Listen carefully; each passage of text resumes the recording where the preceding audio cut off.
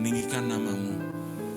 Dan secara khusus Tuhan, Kau berikan kami juga berkat-Mu melalui firman-Mu yang akan dibawakan oleh hamba-Mu, Bro Gunawan Tuhan. Biarlah Tuhan Kau berkati kami semua dan juga hamba-Mu yang telah Kau pilih secara khusus malam hari ini. Untuk betul-betul firman-Mu berkarya, bekerja dan membangun iman kami, menguatkan kami dan berikan kami pengharapan. Terima kasih Bapa, terima kasih Tuhan, terima kasih. Kemuliaan kepada Bapa dan Putra dan Roh Kudus, daripada permulaan, sekarang, selalu dan sepanjang segala masa. Amin. Amin. Silakan Bro Gunawan. Amin. Oke, shalom Bapak Ibu semua. Luar biasa, suara saya jelas ya, terdengar ya. Puji Tuhan. Selamat malam semuanya, teman-teman semua, Ibu Lis, juga saya lihat ada Ibu Yani, ada Pak Dori, ada Bro Ferdinand, Si Ayen, dan semuanya, Bu Vero, Bro Albert, selamat malam semuanya. Malam hari ini kembali kita bertemu di tema APP yang keempat. APP kita kali ini adalah temanya semakin mengasihi, peduli, dan bersaksi. Saya nggak perlu memperkenalkan diri atau perlu nih ya Mas ya. Banyak kan teman-teman udah kenal ya. Tapi sekali lagi nama saya Gunawan. Saya tinggal di Alam Sutra pasti karena saya masuk di paroki Santo Laurentius Alam Sutra. Dan malam hari ini saya membawakan tema yang keempat di dalam aksi puasa pembangunan 2022 ini dengan perutusan dari komunitas Gracia. Selaku dari FKPM, saya diutus melalui komunitas Gracia. Bapak Ibu yang terkasih, ini pertemuan kita yang keempat. Ada yang masih ingat pertemuan pertama kita membahas apa? Pertemuan pertama kita bersama-sama dengan Sis Novita ya. Dengan Sis Novita kita belajar bersama, kita mendengarkan sharing bagaimana peran gereja di dalam pendidikan. Bagaimana kita mau semakin mengasihi, semakin peduli dan bersaksi di dalam dunia pendidikan.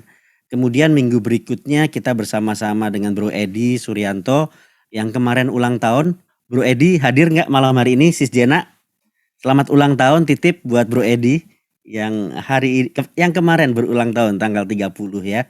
Kemudian yang ketiga minggu lalu kita bersama-sama juga dengan Bro Alex. Bro Alex membawakan peran gereja di dalam perlindungan sosial. Nah malam hari ini tema yang akan saya bawakan adalah peran gereja dalam usaha mikro. Sebenarnya ada sedikit kurang dibanding buku usaha informal mikro. Jadi bukan cuma usaha mikro aja tapi informal mikro ya. Informal mikro. Kenapa? Kalau usaha mikro itu masih dianggapnya masih lumayan lebih besar daripada yang informal. Kalau yang informal mikro ini lebih kecil lagi. Nah, ada yang punya bayangan nggak informal itu apa? Usaha informal itu apa Bapak Ibu? Kita lihat ya di gambar ini, kelihatan gambar apa? Tukang sayur ya.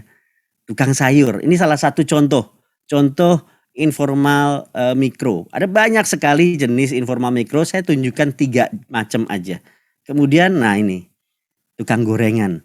Ini kayak saya kangen banget makan gorengan. Selama pandemi nggak pernah, benar-benar 2 tahun kayaknya nggak pernah jajan gorengan lagi. Takut ini, takut itu jadinya nggak pernah jajan gorengan ya. Nah, kemudian yang ketiga toko-toko kecil ya, toko-toko kelontong, toko-toko warung-warung kecil. Nah ini kira-kira gambaran usaha mikro atau usaha mikro informal atau informal mikro yang mau kita perhatikan bersama. Bagaimana peran gereja di dalam usaha mikro dan informal mikro ini. Bapak Ibu yang terkasih, intinya ciri-ciri dari informal ini adalah mereka modalnya tuh kecil. Kemudian rata-rata nggak punya izin karena ya tukang tahu goreng apa izinnya gitu kayaknya. Yang toko kelontong kecil juga mungkin nggak punya izin gitu. Ya, toko tukang sayur ini yang bawa sepeda, bawa motor mungkin juga nggak pernah pakai izin. Peralatannya sederhana. Kemudian nggak pakai pembukuan deh, pembukuannya nggak pakai debit kredit, cuman pakai si A utang gitu kan, kasbon gitu. Misalnya catatannya kasbon, catatan kasbon aja paling gitu. Kemudian tidak membayar pajak. Tidak membayar pajaknya bukan karena tidak mau membayar pajak Bapak Ibu ya, tapi memang karena penghasilan mereka di bawah daripada PTKP atau penghasilan tidak kena pajak, masih di bawah itu. Kemudian pemasarannya terbatas dari mulut ke mulut. Kemudian dikelola sedikit orang dan tidak terhubung dengan regulasi. Artinya ada regulasi-regulasi yang mengatur, misalnya kalau jual makanan mestinya pakai izin BPOM gitu kan. Tapi kan ribet banget. Cuma jual makanan, usaha rumahan, izin BPOM-nya bagaimana gitu kan. Izin halal MUI-nya gimana nih gitu. Jadi rata-rata nggak pakai izin-izinan itu. Nah, ini kira-kira gambaran dari usaha mikro atau informal yang ada. Nah, kita tahu sendiri sekarang bahwa mulai 2020 Maret ya. 2020 Maret Indonesia pun terdampak dengan pandemi ini. Bahkan selama selang-seling beberapa waktu kemudian seringkali PPKM-nya level 4. Level 4 itu semuanya 100% di rumah gitu. Nah, karena ada pandemi ini, seperti yang tadi saya bilang, hampir 2 tahun lebih saya nggak jajan gorengan. Padahal biasanya sering banget, bakwannya itu enak banget gitu kan, sama risolnya itu enak banget gitu.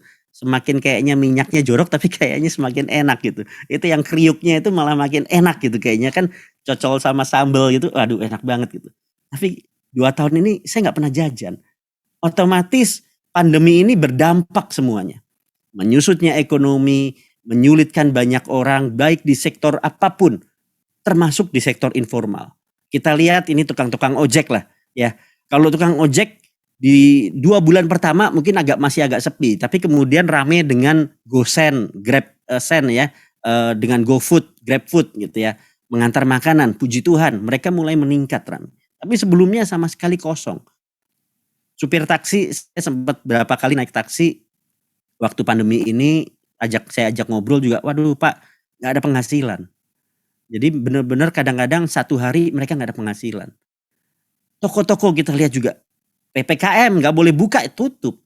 Akibatnya tutup apa? Mereka pengurangan karyawan. Kemudian ada yang benar-benar usahanya bisnisnya tutup karena udah nggak sanggup lagi untuk nutup sewanya nggak dikasih diskon misalnya, atau dikasih diskon tetap nggak nyukup. Artinya tutup, mereka memilih di rumah. Dan bahkan perusahaan besar pun kita lihat seperti Google pun mereka potong gaji karyawan. Ada PHK, ada pemotongan gaji karyawan, ada banyak hal yang terjadi karena pandemi ini. Nah, dengan hal-hal ini muncul suatu fenomena yang baru yang harus kita sikapi bersama. Ada banyak mungkin dari kita, teman-teman kita sendiri yang mungkin terdampak. Kena pemotongan gaji, menurunnya pendapatan, semuanya serba menurun. Padahal cicilan tetap nih, ya kan? Biaya-biaya tetap. Malah hari ini karena Pertamina mau naik katanya, gasolin, bensin mau naik gitu ya, premium, udah nggak ada premiumnya, Pertamax, penuh semuanya. Orang udah ketakutan. Kemudian mulai mikir, ini kalau bensin naik nanti semuanya naik. Efeknya akan berdampak semuanya inflasi gitu ya, makin sulit. Nah, kemudian apa hubungannya gereja di dalam tema APP 2022 ini? Gereja kok mengajak kita agar kita semakin mengasihi, semakin peduli dan bersaksi. Saya mau kita salam mengasihi, salam peduli dan bersaksi, boleh ya Bapak Ibu, refreshing sedikit. Itu coba buka videonya boleh. Kalau saya bilang mengasihi, tangannya boleh begini nih, mengasihi nih ya. Nanti saya Robert mungkin bisa di tampilannya di galeri, Bet. Kemudian di screenshot ya, Bet. Kalau peduli kita kasih tangan yang memberi ya. Kalau bersaksi kita kasih tangan di mulut kita gitu ya. Oke. Semakin mengasihi, semakin peduli, semakin bersaksi. Yes, puji Tuhan. Kita mau sama-sama untuk semakin mengasihi, semakin peduli, dan semakin bersaksi. Pertanyaannya adalah, apa peran gereja? Nah, gereja ini gereja siapa nih? Apakah gereja ini adalah gereja yang para dewan paroki aja yang mesti mikirin? Ataukah para romo-romo saja yang mesti mikirin? Atau siapa yang disebut gereja? Bapak Ibu, di dalam KGK 751-752 disebutkan gereja itu adalah umat Allah umat yang Allah himpun, ya, umat yang Allah himpun di seluruh dunia. Ia terdiri dari jemaat-jemaat setempat. Kita sering dengar ya, keluarga adalah bentuk gereja terkecil. Karena ada beberapa orang di situ di dalam keluarga. Disebut gereja karena dalam keluarga itu mereka beriman yang sama kepada Yesus Kristus. Jadi intinya adalah siapa gereja itu? Gereja itu kita semua nih yang ada di Zoom nih sekarang nih. Ya, Bapak Ibu semua yang ada di Zoom, kita itu gereja. Gereja bukan cuma masalah bangunan, tetapi gereja itu kita semua yang terlibat di dalamnya. Kita semua yang percaya bahwa Yesus Kristus adalah Tuhan dan Juru Selamat kita. Kenapa kita disebut gereja? Karena kita segambar dan serupa dengan Allah. Amin. Nah, pertanyaan selanjutnya, kalau kita serupa dan segambar dengan Allah, Allah itu siapa Bapak Ibu? Allah kita itu adalah kasih. Jadi wujud utama Allah itu kasih. Kalau kita sebut bahwa kita anak Allah, harusnya kalau zaman sekarang bisa tes DNA Bapak Ibu ya. Ada suami istri sedang berselisih gitu kan. Ini anaknya siapa nih? Ini bukan anak saya nih. Ayo kita tes DNA supaya tahu nih. Bener-bener ini anaknya keturunan saya enggak gitu kan ya. Di sinetron-sinetron itu ya. Kalau di umat-umat Katolik di sini mah enggak ada gitu.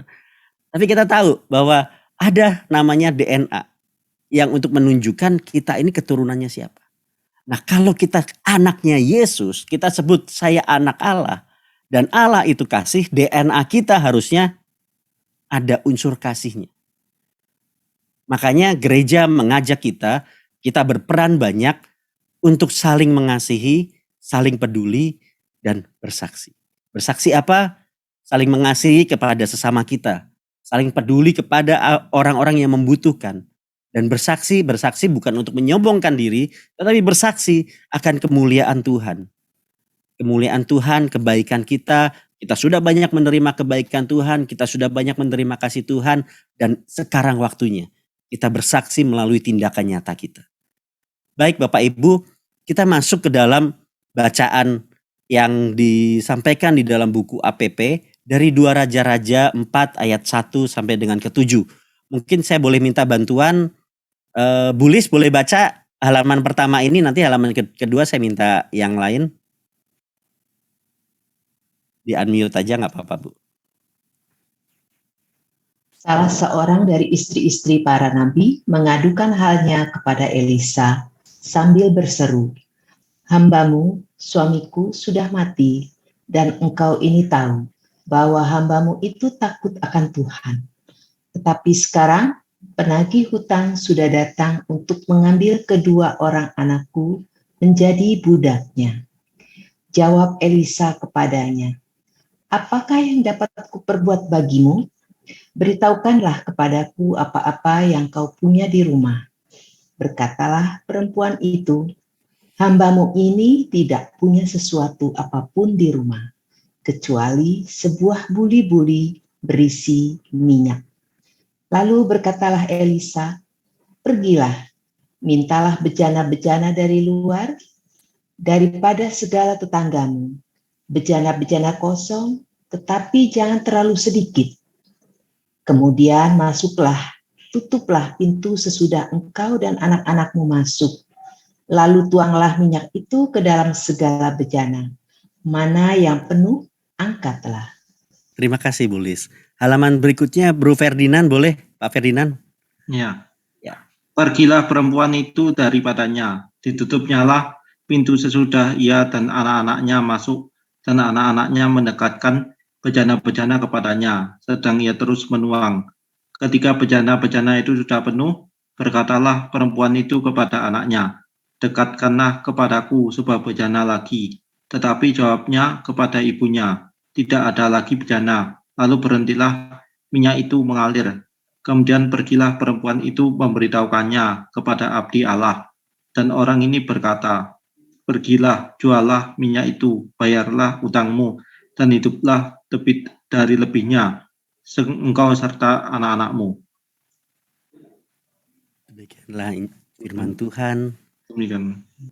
Terima kasih Bro Ferdinand. Luar biasa. Ini satu cerita tentang Nabi Elisa kemudian bertemu dengan istri para nabi-nabi ya. Jadi kalau kita baca di kisah di ayat yang sebelumnya, ceritanya mereka sedang berperang ya, mereka sedang berperang melawan suku Moab, dan kemudian di dalam perang itu Nabi Elisa dipanggil, kemudian Nabi Elisa membantu. Nah, setelah kisah peperangan itu ada seorang dari beberapa istri ya yang kemudian mengadu kepada Elisa. Hambamu suamiku ya, hambamu suamiku, artinya suaminya dia adalah anak buahnya Elisa ya, anak didiknya Elisa, teman sejawatnya Elisa. Dia dikatakan sudah mati, dan engkau tahu bahwa hambamu itu takut akan Tuhan.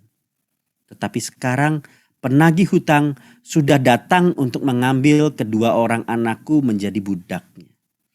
Bapak Ibu, kalau kita ingat setiap kisah di dalam kisah firman Tuhan, di dalam kitab suci kita, seringkali selalu disebut jumlah itu jumlah laki-laki, ya kan? 5.000 laki-laki, 4.000 laki-laki ya.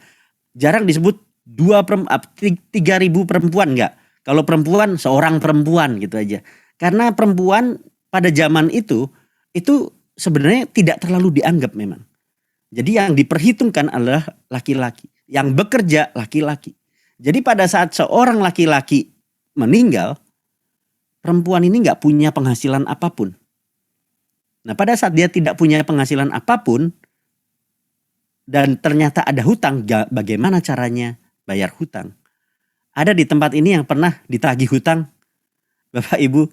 Saya secara pribadi nggak pernah, tetapi di perusahaan pernah. Waktu saya bekerja kira-kira 15 tahun yang lalu, di pengalaman saya bekerja 15 tahun yang lalu. Nah, zaman dulu itu zamannya zaman rimba, Bapak Ibu. Kalau nggak bayar utang, ya anaknya yang dijadikan jaminan. Ya, bukan barang, bukan rumah, bukan mobil gitu kan. Kalau zaman sekarang yang dijadikan jaminan rumah, mobil gitu ya. Tapi kalau zaman dulu nggak bisa bayar utang, ya anaknya yang diambil. Nah, si janda ini, si istri ini mengeluh. Dia katakan nggak bisa bayar nih, penagih hutang sudah datang untuk mengambil kedua orang anakku menjadi budaknya. Itu sudah lumrah di zaman dulu. Waktu saya cerita 15 tahun yang lalu, saya bekerja di satu perusahaan. Perusahaan ini cukup besar sebenarnya, cuman punya masalah dengan vendor, menunggak cukup lama, dan saya baru masuk saat itu. Ditagih, kalau zaman sekarang ini nagihnya kan pakai debt collector ya Bapak Ibu ya. Debt collector tampangnya serem-serem gitu ya. Udah tampangnya serem, biasanya rambutnya agak ikal dan lain-lain gitu. Dan gak macam-macam. Mereka pun membawa senjata tajam dan pistol gitu. Gebraknya udah bukan pakai tangan juga digebrak gitu kan. Gebraknya pakai pistol gitu ya. Jeder gitu ya. Ditaruh di meja. Kalau enggak gemeteran ya gemeteran gitu ya. Saya masih muda banget ya, gemeteran juga kalau ditagih zaman seperti itu gitu. Tapi itulah, hutang itu pasti ada kejadian yang kemudian membuat kita takut. Nah, si wanita ini ketakutan karena anaknya mau diambil jadi budaknya. Lalu dia bertanya kepada Elisa, dan Elisa bertanya lagi. Dia bertanya, apa yang ada ya, apa yang dapat kuperbuat ya. Kemudian beritahukan apa yang kau punya di rumahmu. Lalu perempuan itu berkata lagi, gak punya apa-apa Elisa.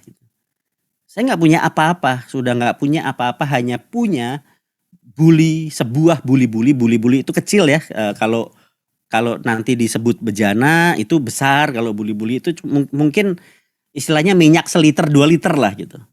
Nah, kalau bejana itu tampungannya jauh lebih besar. Mungkin bisa 10 liter, 20 liter gitu ya. Ukurannya masing-masing beda-beda. Tapi saya asumsikan di sini bejana itu besar. Lalu kemudian Elisa berkata, pergilah, mintalah bejana-bejana dari luar, dari segala tetanggamu, bejana-bejana kosong. Tapi jangan terlalu sedikit. Ya. Nah, di sini katakan, cari bejana-bejana yang kosong, tapi jangan terlalu sedikit. Kemudian kalau sudah dapat nih gitu kan ya, masuk ke rumah, tutup pintu sesudah engkau dan anak-anakmu masuk, lalu tuang minyak itu ke dalam segala bejana. Mana yang penuh, angkat. Penuh, angkat. Penuh, angkat. Di sini ada mujizat yang Tuhan berikan. Melalui Elisa memperbanyak, menggandakan minyak itu dari satu buli menjadi banyak bejana. Tetapi bukan mujizat ini yang nanti akan kita bahas teman-teman. Tetapi kita mau lihat setelah perempuan itu pergi, dia masuk, dia mengikuti, kemudian menuangkan buli-buli minyak yang dia punya di bejana-bejana yang ada sampai penuh.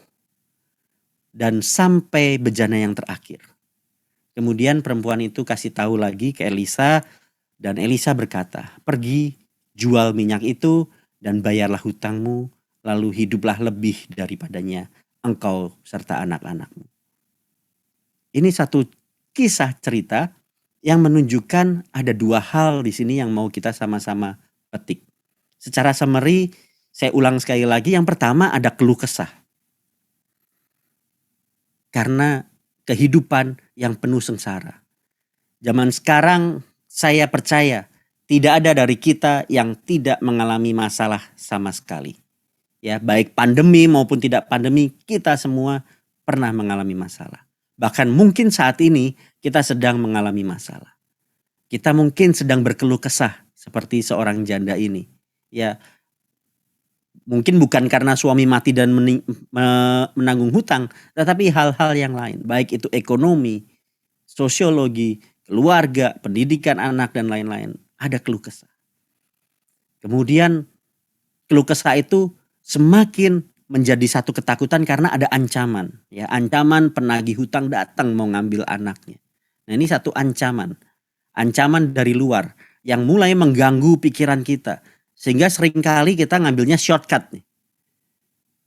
Bapak Ibu mesti hati-hati kalau sudah mulai mau mikir shortcut. Mulai sudah tidak mengandalkan Tuhan, nah itu hati-hati. Malam hari ini kita mau sama-sama diingatkan. Tuhan tetap jaga. Tadi di lagu tadi Tuhan tahu ya. Saat kau minta ya, saat kau minta Tuhan tahu. Saat percaya Tuhan bekerja. Saat menangis Tuhan tahu. Saat kita berdoa Tuhan dengar. Allah Bapa kita, Allah Bapa yang maha mengetahui. Dan Allah Bapa kita sudah merancangkan segala sesuatu yang baik buat kita. Kemudian Elisa iba. Saya percaya bahwa Elisa digerakkan hatinya, ada rasa iba pada saat mendengar keluh kesah dari si janda ini. Kalau Bapak Ibu ingat minggu lalu Bro Alex sampaikan firman Tuhan pada saat Yesus memberi makan 4.000 orang. Yesus juga mengatakan dari awal tergerak hatinya. Kemudian Yesus melangkah dengan action yang nyata. Nah, Elisa setelah bertanya, saya percaya Elisa juga merasa iba. Kemudian memberikan satu pekerjaan. Elisa tidak langsung memberikan, nih utangmu berapa? 500.000, kasih langsung 500.000, enggak. Tapi Elisa meminta si janda ini bekerja. Ya, bekerja mengumpulkan bejana, benar ya tadi ya di ayat yang di atas tadi disampaikan diminta untuk meminta ke tetangga-tetangga semua bejana yang kosong. Tetapi jangan sedikit ya, banyak gitu. Minta yang banyak. Nah, Bapak Ibu kira-kira kalau kita ada di posisi janda itu sekarang. Lagi susah, kemudian minta tolong, bukannya dikasih duit langsung, ditolongin, kok malah disuruh kerja gitu, seolah-olah kan gitu ya. Kok malah disuruh kerja nih gitu. Ini gimana sih, lu niat nolong gak sih? Kan gue malu sama tetangga, mesti minta-minta lagi. Kan mereka jadi tahu kalau gue punya problem gitu. Nah, kadang-kadang kita ini orang yang sombong gitu loh. Kita punya masalah, tetapi kita gak berani untuk ngomong terus terang. Kita punya masalah tapi sok gengsi gitu ya. Menjaga gengsi kita. Janda ini ditanya, kamu punya apa? Saya udah gak punya apa-apa. Nah orang zaman sekarang lain, kamu punya apa? Nggak punya pun ngaku punya.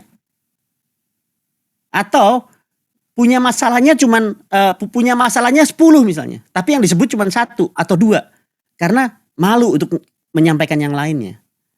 Sama Tuhan pun sama, doanya juga cuma sepotong-sepotong gitu.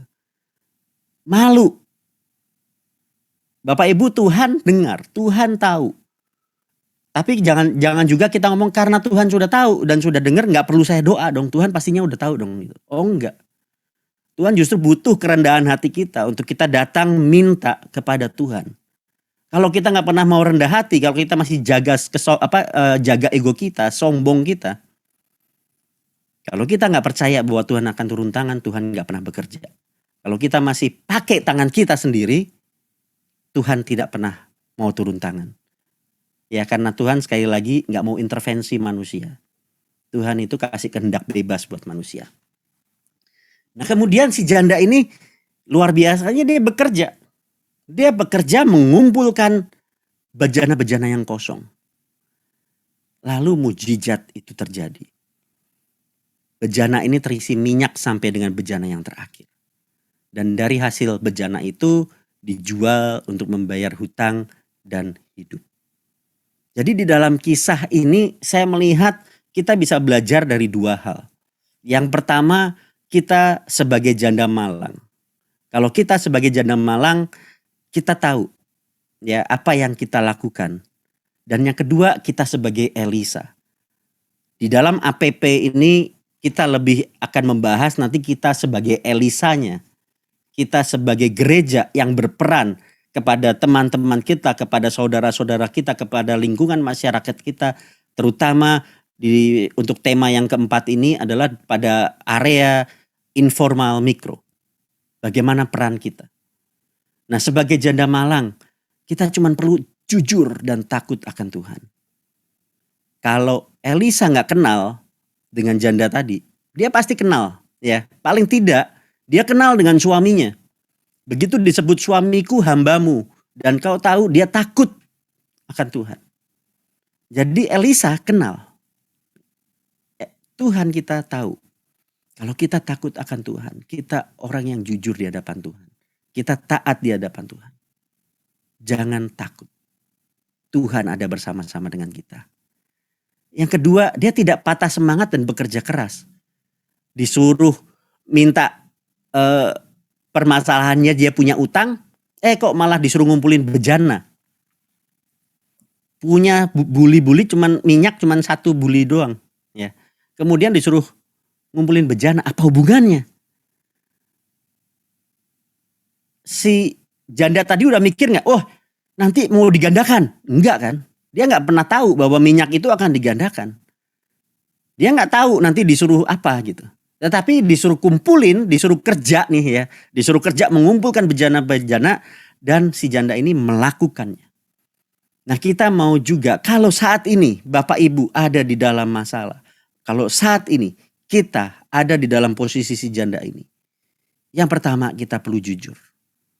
Di hadapan Tuhan kita jujur. Kita perlu takut akan Tuhan. Takutnya ini takut dengan hati yang jujur. Bukan takut dihukum, tapi kita takut akan Tuhan karena kita menghormati Tuhan kita, karena kita mencintai Tuhan kita. Yang kedua tadi tidak patah semangat dan bekerja keras. Yang ketiga, si janda ini juga membuktikan bahwa dia taat dan setia. Dia disuruh kumpulin, dia disuruh masuk ke dalam rumah, ditutup pintu, suruh isi, dia ikutin. Setiap perintah dari Elisa dia ikutin. Nah balik lagi ke kita. Kita ikuti gak perintah-perintah Tuhan? Sekali lagi perintah Tuhan, Tuhan sendiri katakan perintahku tidaklah berat. Ya, Bapak Ibu boleh cari di dalam kitab suci ada ayatnya perintahku tidaklah berat. Yang berat apa? Pikiran kita. Untuk melakukan pikiran kita, untuk kita menjadi taat, itu yang menjadi berat. Karena banyak pikiran manusia yang sekali lagi terkontaminasi. Yang keempat, saya percaya bahwa si janda ini tetap bersyukur di dalam keadaan apapun. Apa buktinya? Walaupun gak disebutin, Saya percaya kalau si janda ini bersyukur selalu. Kenapa? Kalau dia nggak bersyukur, nggak mungkin dia bisa taat dan setia. Disuruh ngumpulin bejana. Sekali lagi yang buat saya contoh ini luar biasanya, disuruh ngumpulin bejana kok dia bisa gitu. Mau gitu. Nah kalau dia nggak bersyukur, ya sudahlah, saya minta dilunasi utang kok malah disuruh begini, ya sudah, saya bersyukur aja lah, kerjain aja lah gitu ya. Dia bisa mengerjakan walaupun mungkin dia lagi mikir nih kenapa ya, buat apa ya, segala macam. Tapi dia tetap bersyukur, dia tetap taat, dia tetap setia.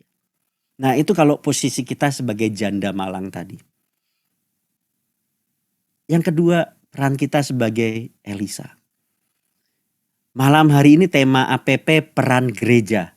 Peran kita semua. Peran kita untuk dituntut kita boleh menjadi Elisa kepada orang-orang yang membutuhkan. Apa yang dilakukan Elisa? Pertama, ada kasih. Seperti yang saya tadi sebut di awal.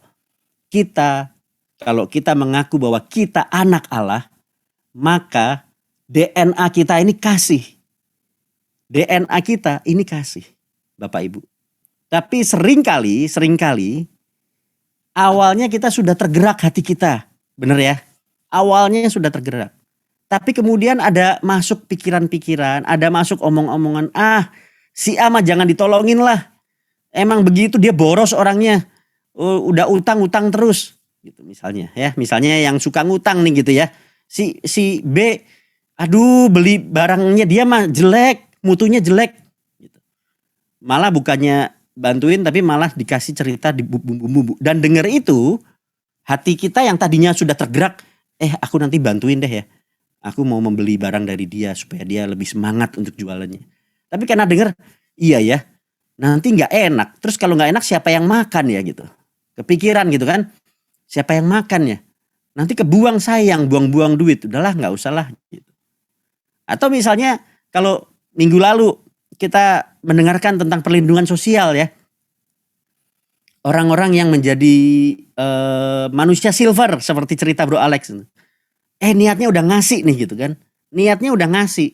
Niatnya muncul pas ngeliat kok kasihan ya gitu ya. Ada rasa iba yang muncul.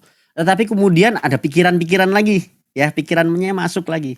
Mulai kita. Tapi dia masih muda gitu kan. Dia masih muda kok. Males aja itu.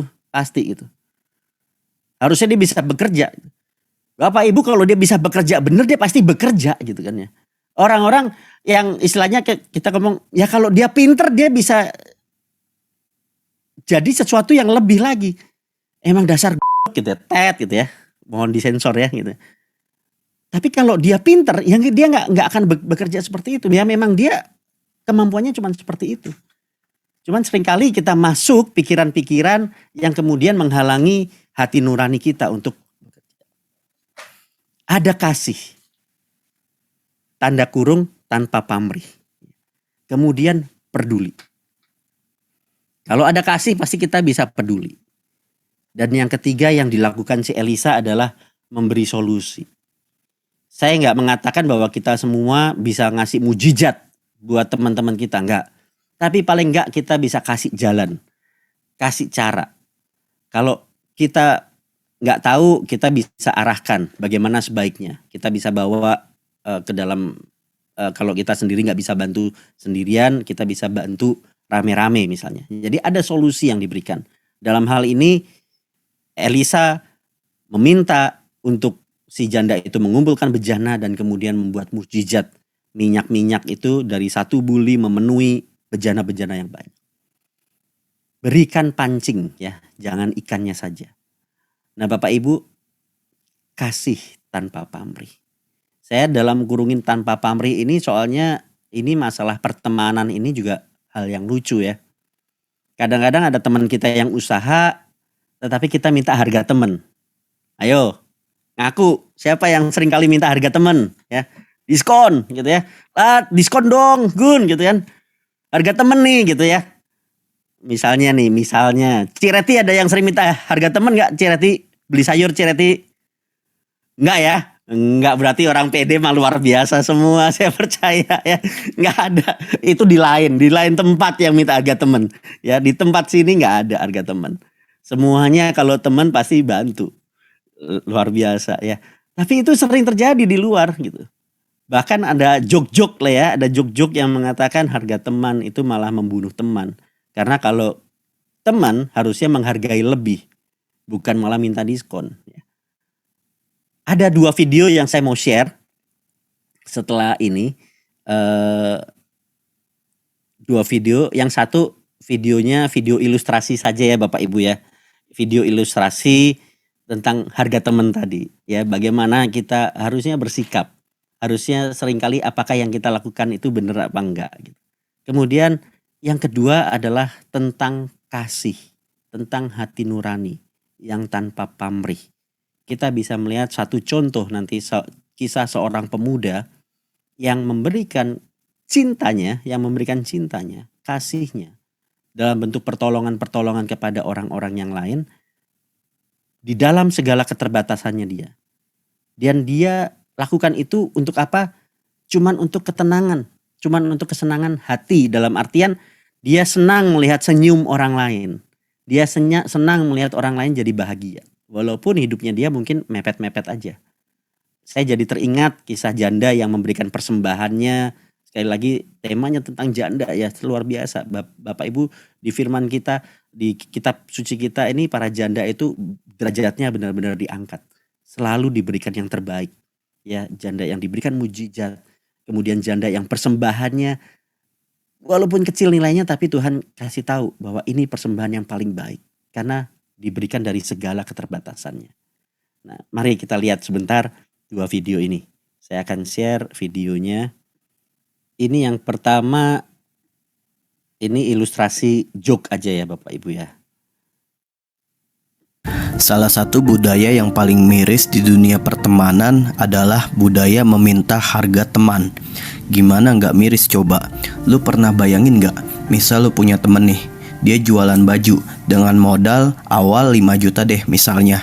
Nah terus lo bukannya nolongin dia sebagai teman dengan membeli baju yang dia jual, lo malah nawar dengan harga sadis, bahkan bisa sampai 70%, dimana yang ada temen lo bukannya untung malah buntung. Lo minta diskon yang sadis sama dia dengan berlandaskan harga temen yang sebenarnya nggak masuk akal kalau lo lihat sendiri di pasaran juga harganya. Itu mah masih mending. Ada lagi yang lebih parah, yaitu lo malah minta baju itu secara gratis atau lo punya mental gratisan. Dengan berlandaskan teori, kita kan temen cuy, gratis lah buat penglaris mah. Hitung-hitung namanya setia kawan. Nah, lo pernah gak selintas berpikir sedikit aja, temen lo ini udah berapa lama dia ngumpulin modal buat buka usaha? Atau seberapa keras perjuangan dia untuk bisa punya modal buat bikin usaha seperti sekarang. Bahkan beberapa teman gue ya yang gue kenal, ada yang sampai pinjem ke pinjol ilegal atau pinjem ke bank lah buat yang modalnya agak lebih gedean. Itu semua mereka usahakan biar mereka punya usaha yang halal cuy. Itu pun kalau lo mikir lagi, emang namanya usaha pasti bakal langsung untung ya? Memang gak ada biaya-biaya lainnya seperti biaya operasional dan biaya tidak terduga lainnya. Nah, di sini yang bikin gue miris. Budaya mental gratisan ini kayaknya udah mulai menjalar nih ke semua kalangan. Bukan hanya di kalangan bawah, bahkan yang lebih parahnya lagi, malah ada aja tuh orang-orang yang sebenarnya secara finansial adalah orang-orang kategori mampu, tapi entah gimana mindsetnya masih aja punya mindset mental harga temen kayak gitu. Harusnya mah sebagai temen, apalagi lo taulah temen lo yang baru banget buka usaha ini, lo bantulah dia dengan beli produk dia. Ya walaupun itu cuman 1 biji yang bisa lo beli. Atau kalau lo lagi gak punya duit lah, let's say, lo bisa setidaknya bantu temen lo buat iklanin produk dia, minimal by status WA lah. Itu baru namanya temen cuy. Bukan cuman ngomongnya doang ngaku temen, tapi ternyata mentalnya gratisan sama temen sendiri.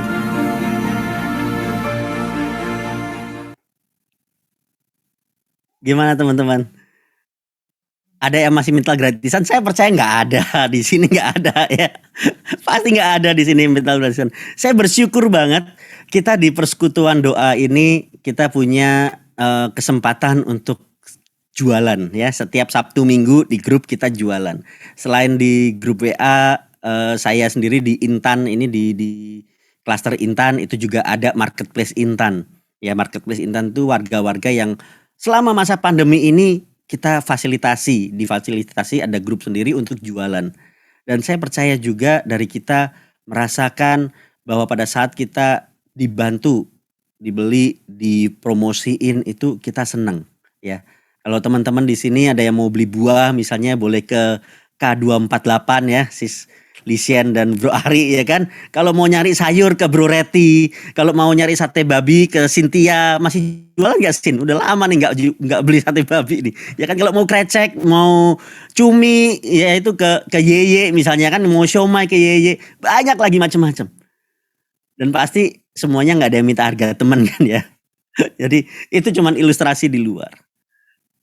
Kita mau salah satu peran yang kita bisa lakukan adalah dengan membantu.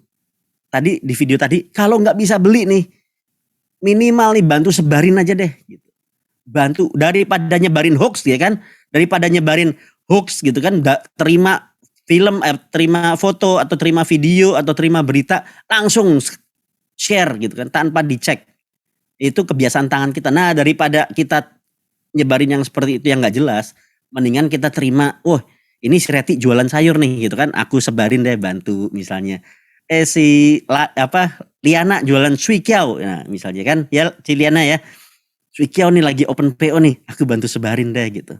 Kalau saya bantu dulu di awal-awal, saya bantu fotoin karena saya bisa foto, saya bantu fotoin. Jadi paling nggak di foto lebih cantik sedikit gitu kan untuk di-share, disebarin gitu ya.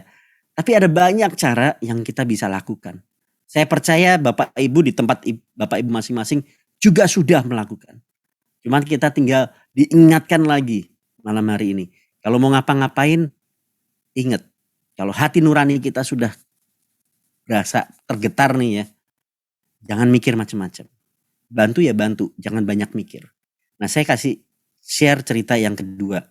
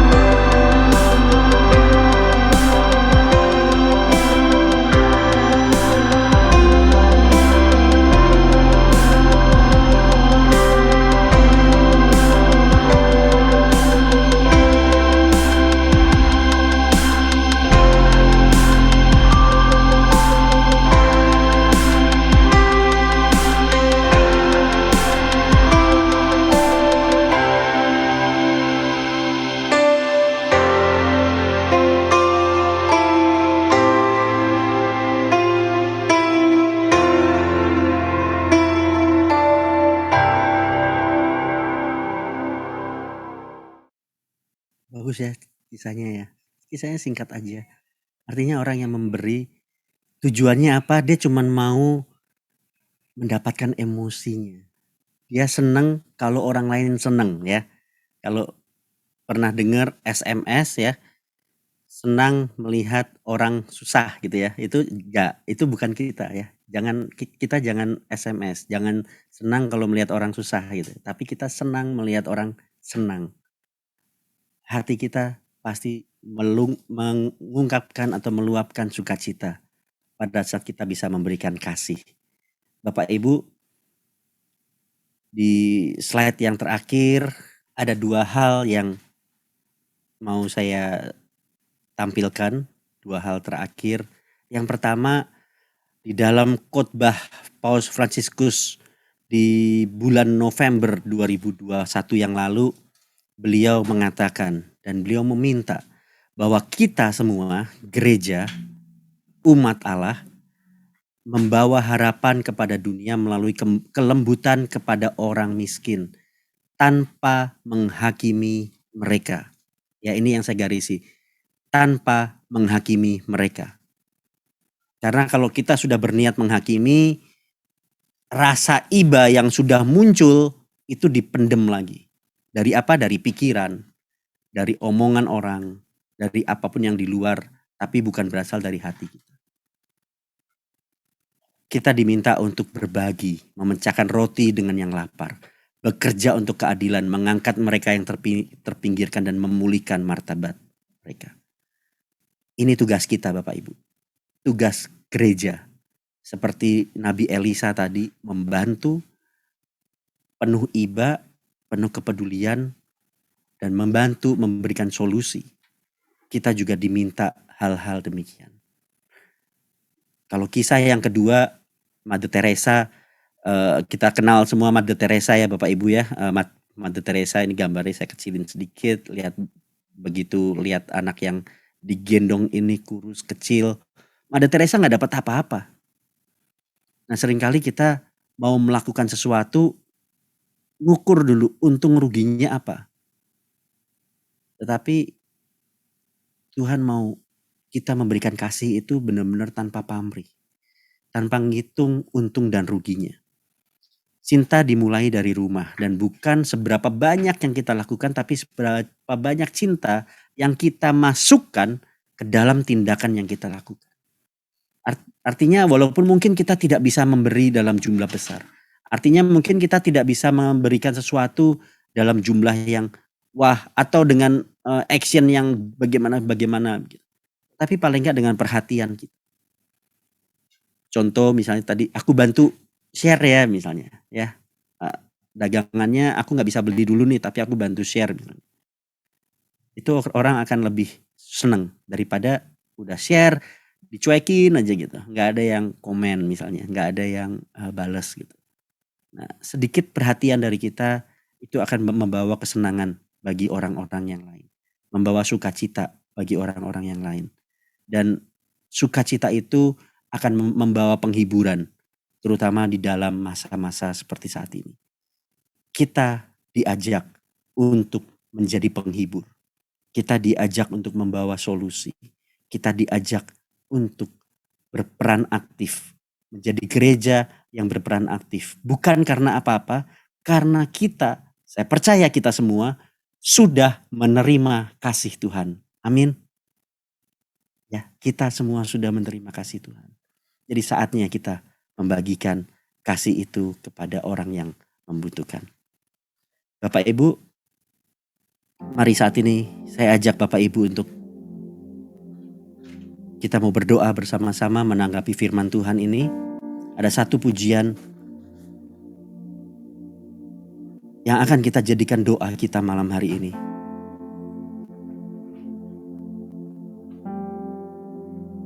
Kita hening sejenak, kita tarik nafas kita dalam-dalam.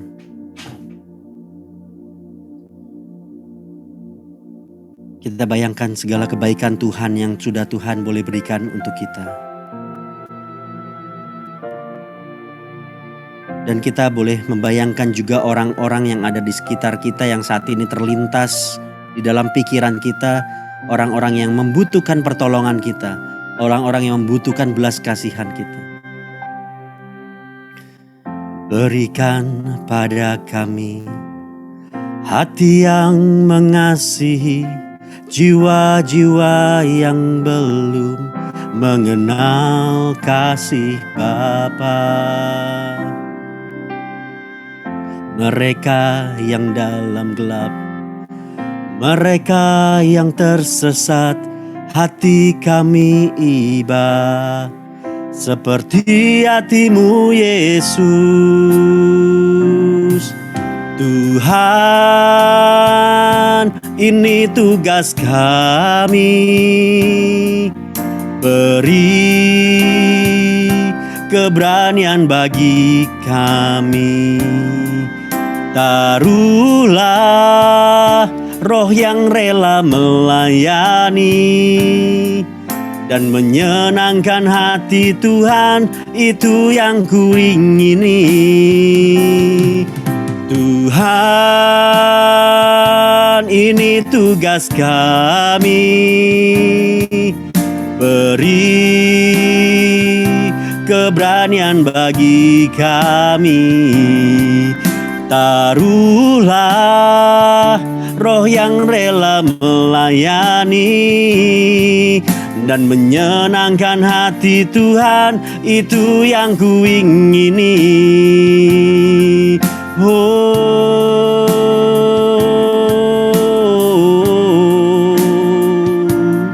Tuhan, Kau lihat kami Tuhan, tangan-tangan kami yang terangkat saat ini Tuhan. Kau mampukan kami ya Tuhan untuk menerima tugas ini Tuhan. Engkau telah mengasihi kami terlebih dahulu Tuhan. Dan saat inilah waktunya kami juga boleh mengasihi-Mu Tuhan. Kami boleh menyenangkan hati-Mu Tuhan, melalui kasih yang boleh kami sampaikan kepada orang-orang yang ada di sekitar kami Tuhan. Ini tugas kami Tuhan. Berikan kami keberanian Tuhan. Taruhlah roh yang rela melayani-Mu Tuhan, dan menyenangkan hati-Mu ya Tuhan. Kami mau membantu mereka Tuhan yang sedang tersesat saat ini Tuhan. Mereka yang di dalam kesulitan apapun Tuhan. Berikan hikmat-Mu Tuhan, agar kami menemukan solusi untuk orang-orang yang sedang kami pikirkan saat ini Tuhan. Dan menyenangkan hati Tuhan, itu yang kuingini. Dan menyenangkan hati Tuhan, itu yang kuingini.